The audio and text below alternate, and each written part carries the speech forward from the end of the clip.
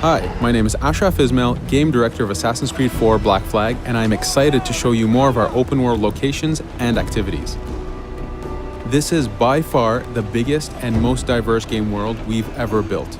Over 50 major locations and more than 75 uncharted islands. In this demo, we will be jumping around to different parts of the Caribbean world and showing off some of this diversity. Here we are on Andreas Island, a coconut island with a pirate village. Up ahead, we have a tavern. Taverns are places where you can hire crew, pay for secret information about valuable convoys, you can play mini-games, and of course, you can have a drink. To gain access to all of this, you need to prove yourself with your fists.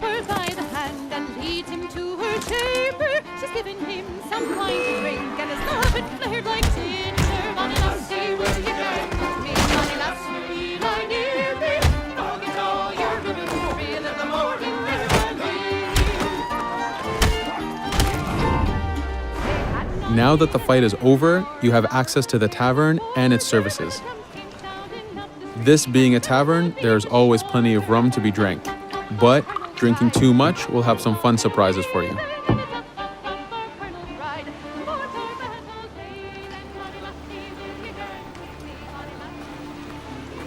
Now let's head to that viewpoint and sync up. Each viewpoint in the game is a small navigation puzzle to reach the top.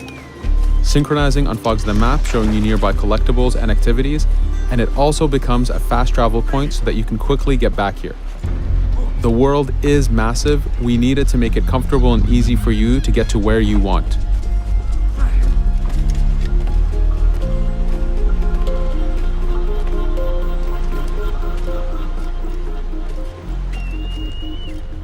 These viewpoints are also an opportunity for us to show off how beautiful and expansive this world really is.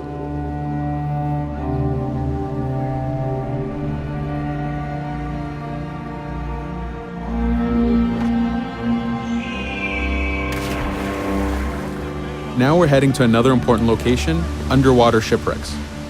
We are now able to access these locations because we recently purchased a diving bell. These are real 18th century devices that pirates and sailors used to access the underwater.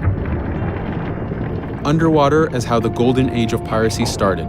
Through an incredible hurricane, tons and tons of Spanish gold was lost at the bottom of the seabed. This attracted poor, jobless sailors and pirates to dive down and grab this treasure. It was important for us to include the underwater as a new environment because it was so important to the history of piracy. The underwater is full of unknown dangers and predators.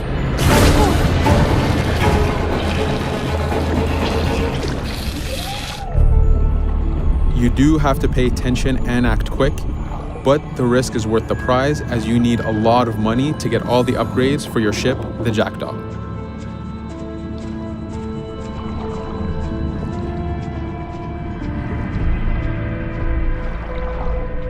Stealth is very important, even in the underwater.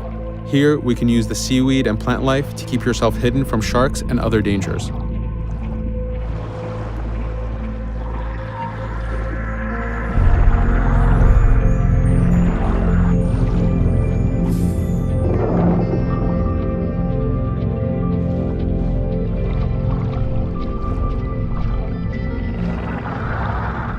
This is an air barrel. It's a one-time air refill, so use them wisely. Of course, you can always go back to the diving bell to refill. We are going to move to a different location now. This is a smuggler cave. This one happened to be accessed from the underwater, but not all of them are. Here, we ran in without looking around, and this got us in a little bit of trouble. But it was only 2 guys and we took one by surprise, so not too bad. Caves are heavy stealth locations. Stealth is key in this game. We've put a lot of effort in to make it a valuable and exciting gameplay for players. Since we came from the underwater, Edward does not have his weapons or guns. You will have to use your stealth tools to get through this. Here, we will utilize the whistle to take out the brute.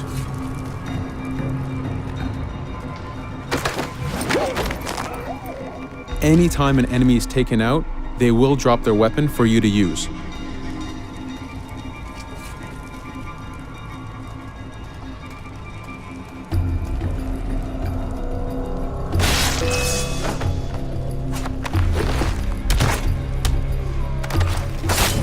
Again, we are taking these guys by surprise and using their own weapons against them.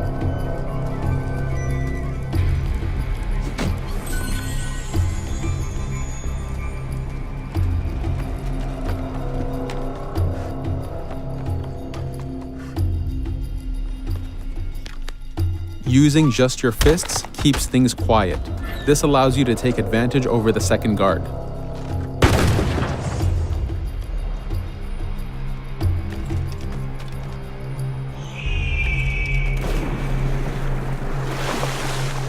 Up to this point, we've been doing a lot of pirating. This has attracted the attention of pirate hunters. This is fed back to you with the clashing swords above the health bar. This is a first level hunter after us. You can push the wanted system to reach level 4, where you have a fleet of intense aggressive hunters after you. The horn you heard indicates that this is a charger type ship. This ship is all about getting close and ramming. Each ship type has a unique sound associated to it, the scariest being the war drums of a man of war. Your first mate, Otowale, is always giving you helpful advice and feedback. The chain shot is a stun weapon. Hitting ships slows them down. Great for stopping a charger's attack.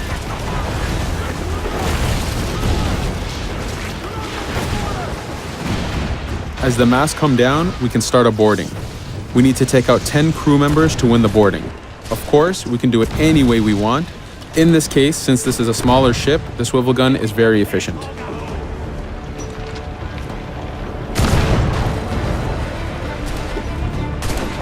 There are many objectives in the boarding system, including destroying powder keg reserves and removing the flag from the top mast.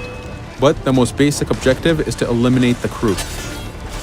Here, you can see Edward utilizing his dual cutlasses and guns, combining them in counters and combo attacks. You do have a max of 4 shots before reloading, so make them count.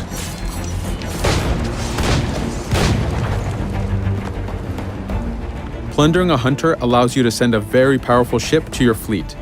They are also a good way to gain ammo for the Jackdaw. In this case, we will use this opportunity to lower our wanted level.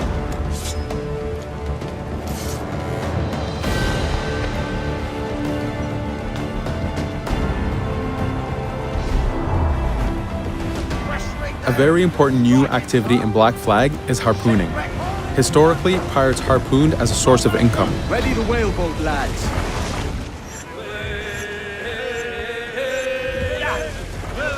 Harpooning is a part of upgrading Edward and his gear. There are many different types of creatures to harpoon, and they are all needed to get every single upgrade. Steady now, lads.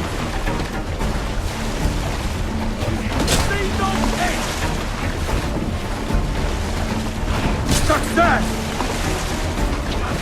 Turn into sea ray!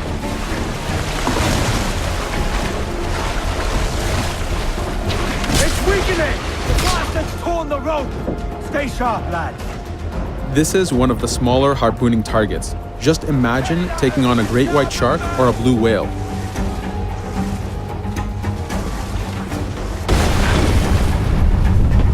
This one's dangerous! The harpooning activity itself has upgrades, and you will need them to take on the bigger targets.